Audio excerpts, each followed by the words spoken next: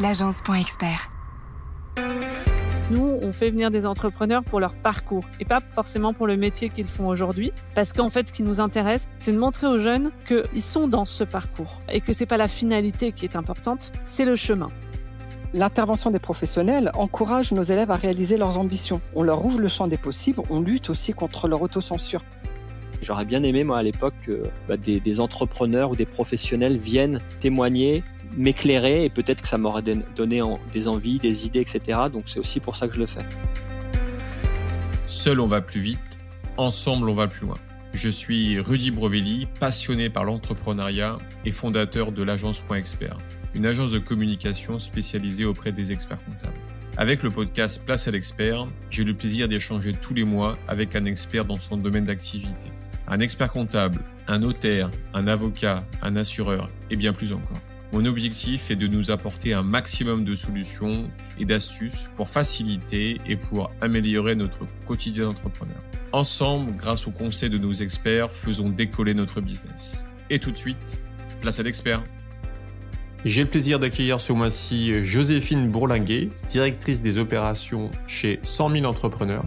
Depuis 2018, elle aide les futures générations à s'orienter et à entreprendre dans leur vie, avec des interventions de professionnels qui vont à la rencontre des étudiants, des collégiens, des lycéens, directement dans les écoles.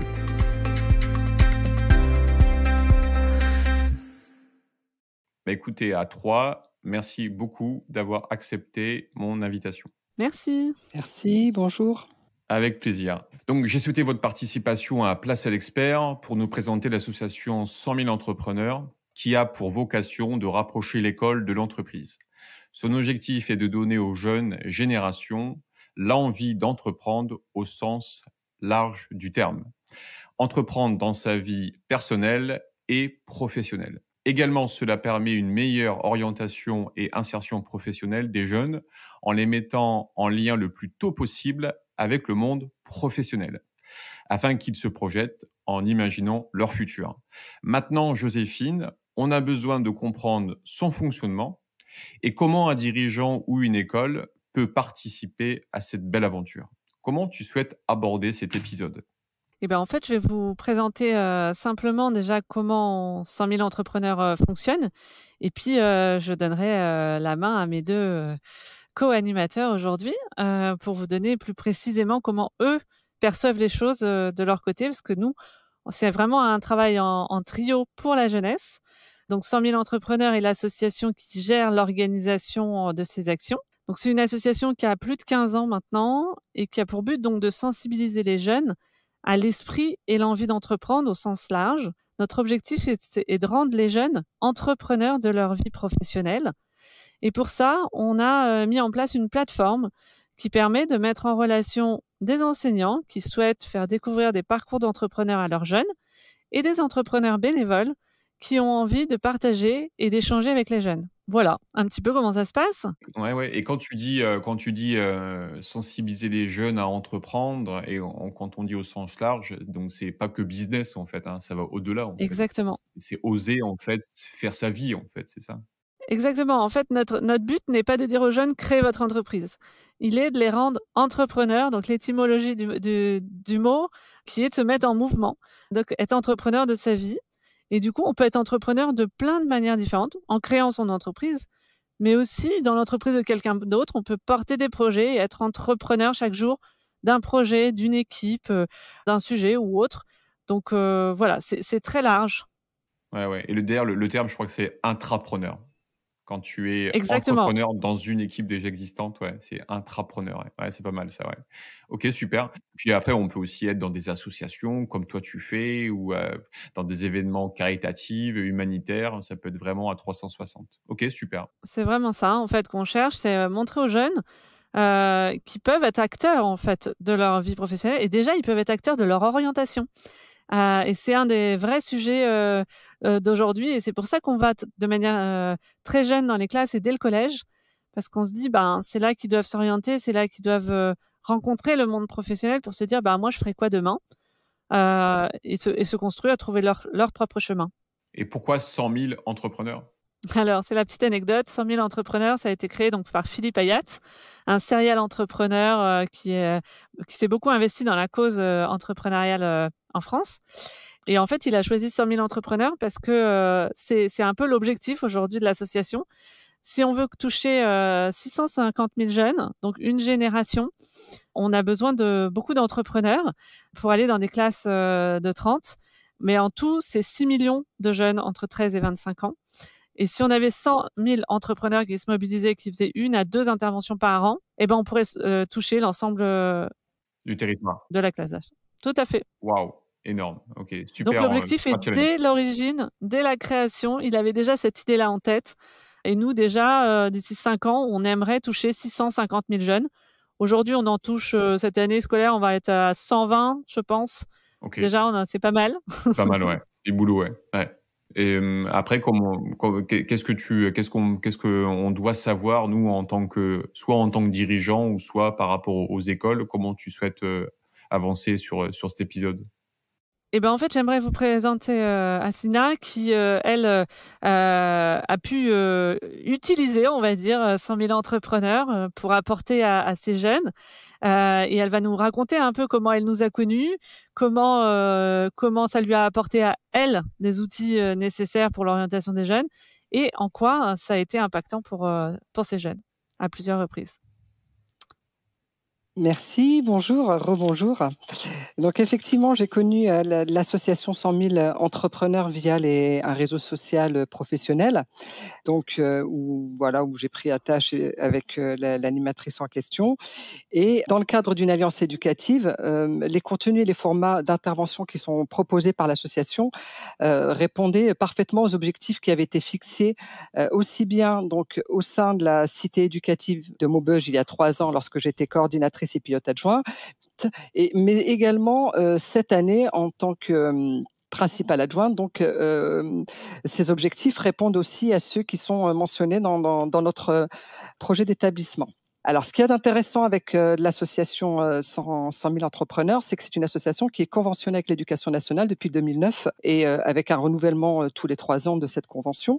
On a une implantation nationale, mais lorsqu'on les sollicite, ce sont des acteurs du territoire qui interviennent, qui peuvent intervenir dans les classes ou bien sous le format visioconférence lorsque les entrepreneurs ou auto-entrepreneurs sont loin du territoire dans lequel l'établissement se situe. Les objectifs qui sont visés s'inscrivent dans les parcours à la fois avenir et citoyens de nos élèves, les élèves que nous formons et éduquons. Donc de ce fait, on s'y retrouve avec cette structure puisque des liens sont faits entre les matières enseignées et le monde professionnel pour donner du sens à ce qu'ils apprennent aujourd'hui et comment ils pourraient s'en servir concrètement plus tard.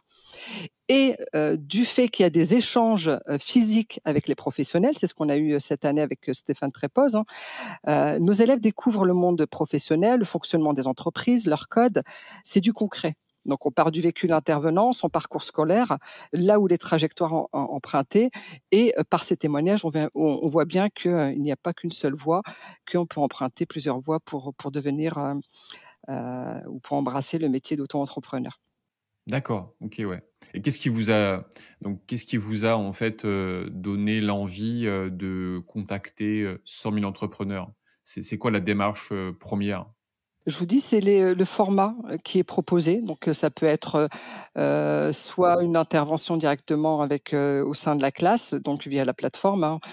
Joséphine en a parlé tout à l'heure. Les enseignants créent un identifiant, un mot de passe, et puis ils connectent directement les auto-entrepreneurs ou les entrepreneurs, les chefs d'entreprise.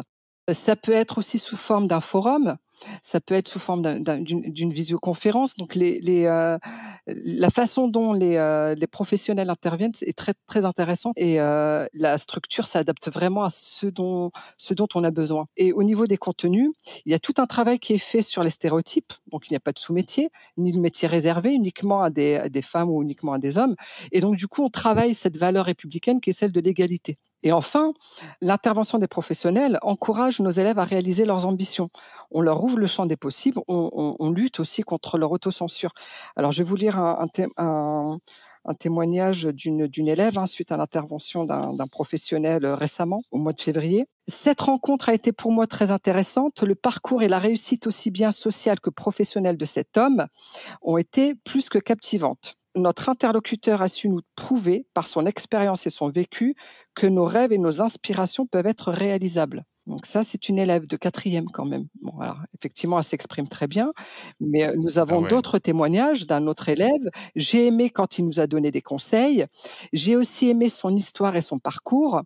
Il était franc dans son parler. C'était un sujet pour notre avenir, donc c'était intéressant. Voilà, au travers de tous ces témoignages-là, on voit bien que c'est pertinent. Et que du fait, ils peuvent se projeter, ils peuvent travailler leur projet d'orientation. Donc les plus-values sont nombreuses. Donc donc pour nous, on avait. Puis en plus, c'est une intervention qui est gratuite puisque 100 000 entrepreneurs. Demandent finalement très peu de choses. Dans notre cas, c'était un micro, un vidéoprojecteur, une salle, voilà, des choses qu'on a déjà à disposition. Donc qui sont pas coûteuses. Ouais, ça c'est un vrai plus de notre association, c'est que on va chercher des financements extérieurs pour que ça soit accessible à l'ensemble des établissements scolaires. C'est dans les statuts de l'association, l'égalité des chances.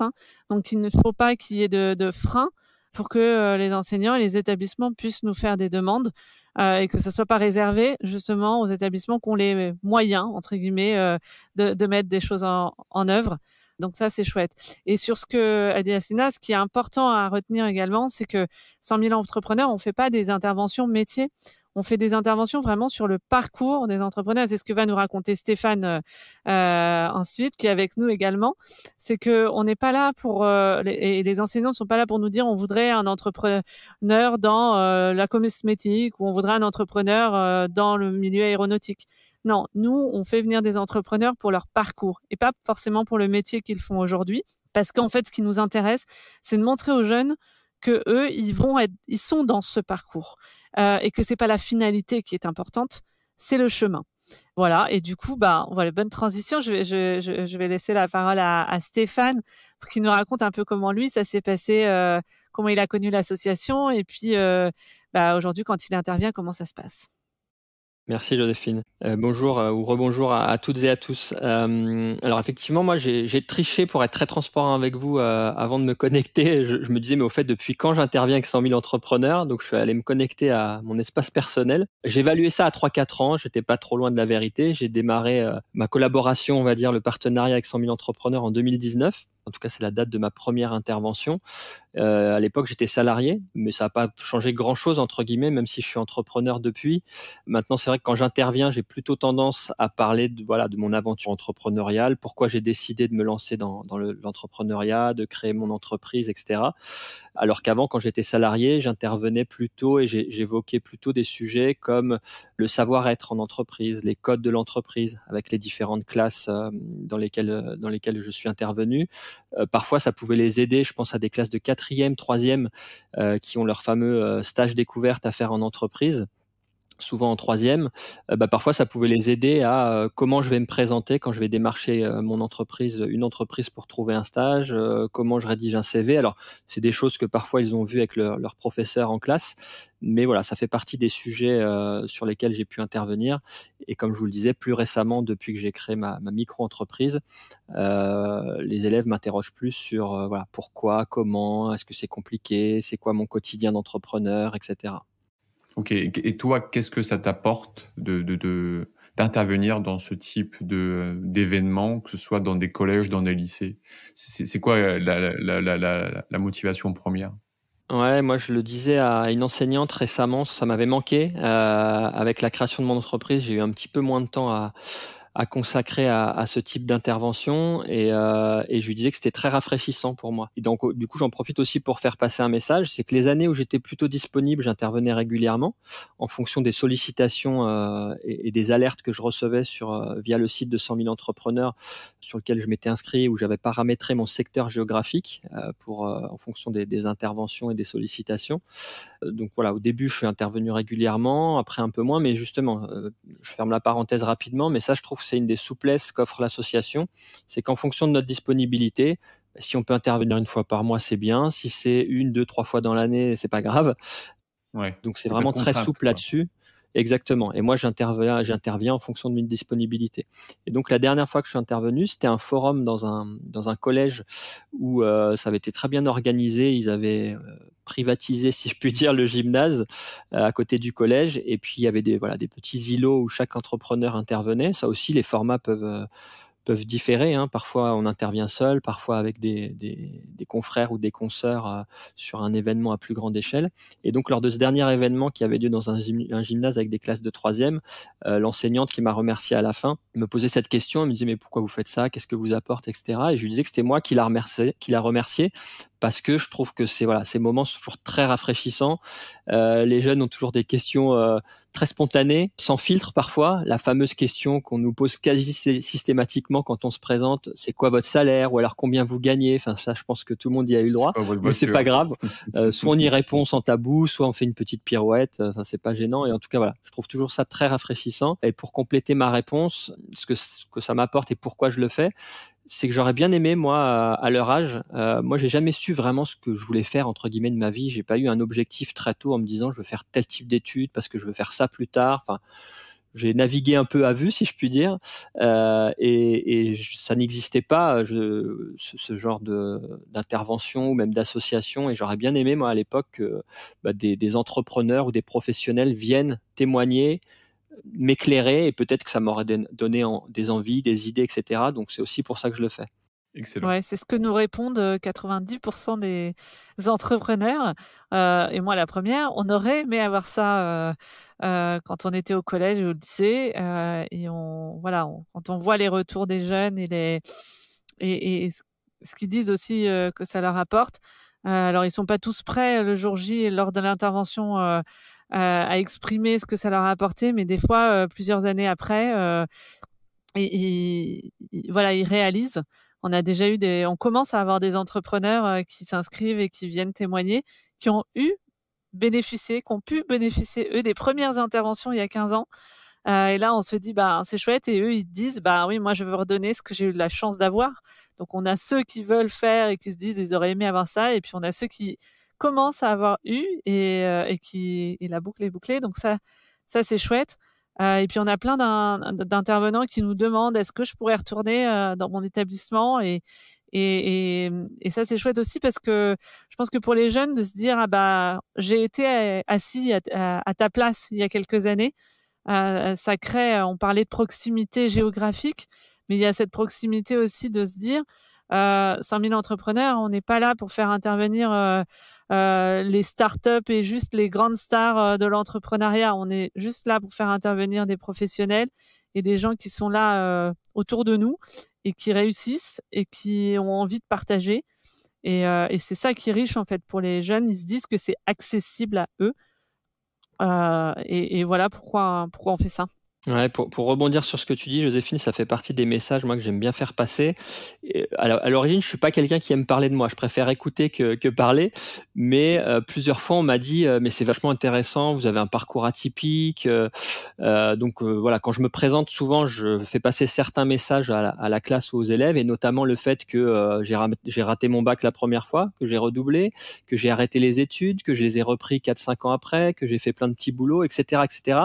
Pour qu'ils voient que que la vie est pas forcément un long fleuve tranquille, qu'on peut, se tromper, en tout cas prendre une direction, changer d'avis, en prendre une autre, et que tout le monde ne va pas faire des grandes études, un bac plus 5, qu'on a le droit de changer d'avis en cours d'orientation. Ça fait partie des messages que j'aime bien faire passer quand j'interviens. Et je pense que c'est important, Sina, ça, le fait qu'on peut changer d'avis. Moi, je vois beaucoup, et tu nous diras ce que tu en penses, mais moi, je vois beaucoup quand on va dans les classes des jeunes qui nous disent « Non, mais nous, on a déjà choisi notre option, on ne pourra rien faire d'autre. Là, ça y est, on a déjà choisi le chemin. » Et là, on se dit, non, nous, on a déjà changé 10 fois de métier. Oui, ils ont besoin d'entendre. Voilà, donc on est là pour bien ça. Sûr, ils ont besoin d'entendre comme ça des parcours atypiques, effectivement, comme quoi, en fait, la formation, c'est tout au long de sa vie. Tout au long de sa vie, on peut décider de reprendre des études et faire autre chose parce que ce qu'on avait choisi, ça convient plus et qu'on s'épanouit plus. Et parce que quand on veut faire un travail, il faut faire un travail qu'on aime.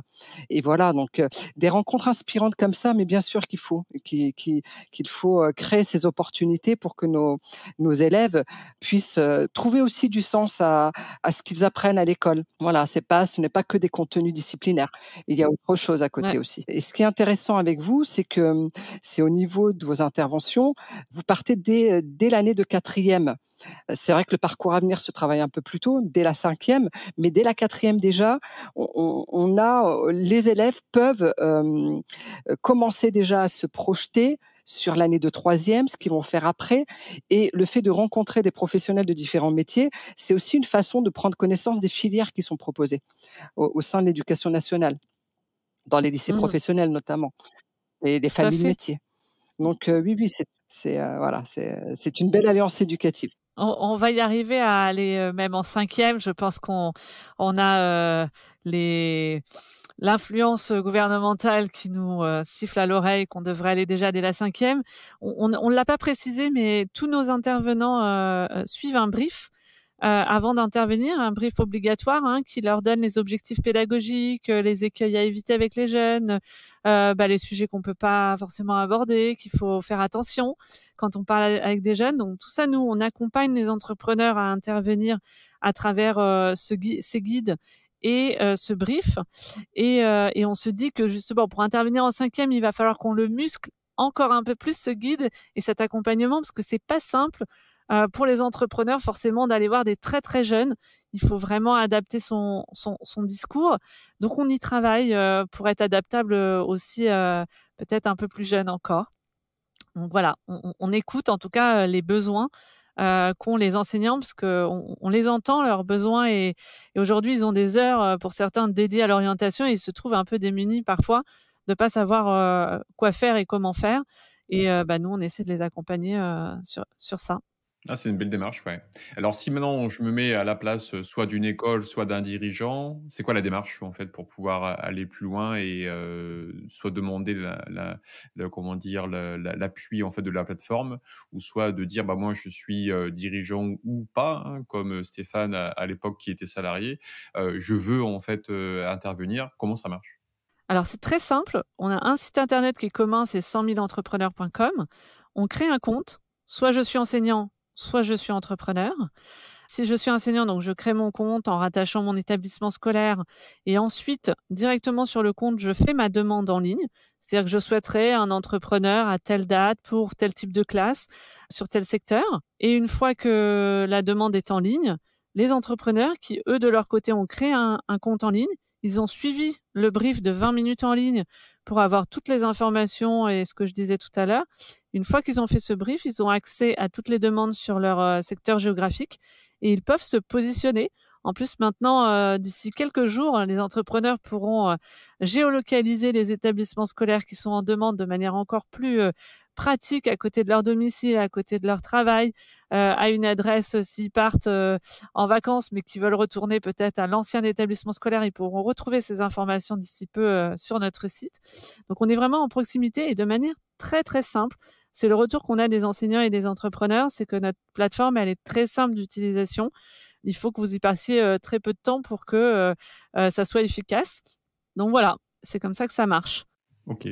Et donc, on n'a pas en tant qu'entrepreneur ou en tant que participant, il n'y a pas de contrainte en disant, si vous vous abonnez en fait à abonner, c'était peut-être pas le terme, mais si vous adhérez en fait à la plateforme, vous n'avez pas à dire, il faut y aller 1 fois, 2 fois, 10 fois. En fait, c'est au gré en fait c'est libre. Ça libre. Oui, c'est assez libre. Nous, notre idée, c'est que les entrepreneurs interviennent au moins 1 fois par an pour tenir le lien et le contact. La moyenne, on va dire que c'est 2. Mais déjà 1 fois par an, pour nous, c'est déjà très bien. On sait la complexité des agendas des professionnels. Donc, à nous en interne, avec toute l'équipe, de gérer justement les flux entrants et les flux sortants, donc les demandes des établissements scolaires et les entrepreneurs qui se positionnent, et puis d'aller en chercher d'autres.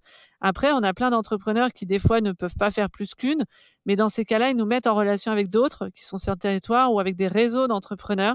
Ça nous aide beaucoup pour toujours en trouver des nouveaux. Voilà. Et puis, si je peux faire une petite aparté sur la partie, j'ai expliqué tout à l'heure que c'était gratuit donc pour les établissements scolaires, et les entrepreneurs sont bénévoles et n'ont pas de cotisation pour être chez nous. Mais du coup, on est financé par 3 types de financement. Le premier, c'est financement public.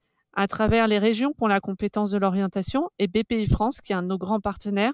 Et heureusement qu'ils sont là. C'est bien de pouvoir compter sur des grands partenaires. Et puis après, on a la partie privée, qui est le mécénat, à travers les fondations ou en direct avec les services RH d'entreprise, voilà, pour pouvoir financer tout ça. Et puis, on a un autre point qui est important aussi, sur lequel on s'appuie, et puis c'est l'actualité toute l'année, c'est la taxe d'apprentissage. On peut récupérer une petite partie de la taxe d'apprentissage, la partie hors quota, qui n'est pas qui n'empêche pas les établissements, les structures d'avoir leur part. Mais du coup, nous, on peut, c'est une partie de notre financement qui est importante pour nous et qui permet aux plus petites structures qui n'ont pas de fondation ou autre de pouvoir nous verser la taxe d'apprentissage. Voilà, parce qu'on est quand même une équipe de presque 25 maintenant, et 75% de notre budget annuel, c'est la masse salariale. On est vraiment sur le terrain. Ouais. Voilà. Ok, ouais. Top, super. Bah écoute, super initiative. Si Stéphane et Asina, vous auriez le mot de la fin, ce serait lequel? Moi, je dirais, pour rebondir sur ce que j'ai dit tout à l'heure, où vraiment c'est très simple, et on vient de le dire, hein, très souple aussi. Moi, je regardais la première année, je suis intervenu 4 fois. L'an dernier, je lançais mon activité dans l'immobilier, j'étais moins disponible, je suis intervenu 1 fois. Donc, mon mot de la fin, ce serait n'ayez pas peur, lancez-vous et vous ne le regretterez pas, en quelques mots. Excellent. Ok, ouais. Et toi, Asina? Alors moi, ça serait plutôt une belle alliance éducative, donc entre la structure et l'éducation nationale, qui s'inscrit pleinement dans les missions premières de l'école, qui sont d'apporter des savoirs, des connaissances, de conduire nos élèves à l'insertion professionnelle et sociale, mais également de leur faire partager les valeurs de la République, et notamment, Joséphine, tu en as parlé, l'égalité des chances, mais aussi la solidarité, au travers justement de projets comme ça bénévoles qui sont dans l'intérêt des élèves que nous accompagnons. Un grand merci. Top, super, merci beaucoup. Et Joséphine, pour conclure? Pour conclure, rejoignez-nous. On a besoin de faire 650 000 jeunes d'ici 5 ans. C'est ça. De sensibiliser 650 000 jeunes d'ici 5 ans. Plus on fait, c'est la citation qui dit ensemble on va plus loin, c'est ça? Voilà, exactement, c'est ça. Super. Écoutez, merci à vous 4. Merci. C'était un super moment. On va faire passer le message et maintenant, voilà, à vous de jouer. Prenez ce qu'il y a à prendre, testez et puis, ça sera avec plaisir d'avoir vos commentaires pour voir un petit peu comment vous avez vécu cette expérience. Merci à tous. À bientôt. Merci. Bye bye. Merci. Si cet épisode vous a plu, partagez-le autour de vous et mettez 5 étoiles pour aider d'autres entrepreneurs dans leur activité. Pour aller plus loin, faites-vous accompagner par des experts. Quant à moi, j'aurai le plaisir d'accueillir le mois prochain Justine Martinez, experte en neurosciences. Elle nous donnera ses conseils, ses astuces pour mieux gérer notre motivation et notre concentration au profit de nos entreprises. Cet épisode vous intéresse, je vous donne rendez-vous le mois prochain. En attendant, prenez soin de votre entreprise. Bye bye.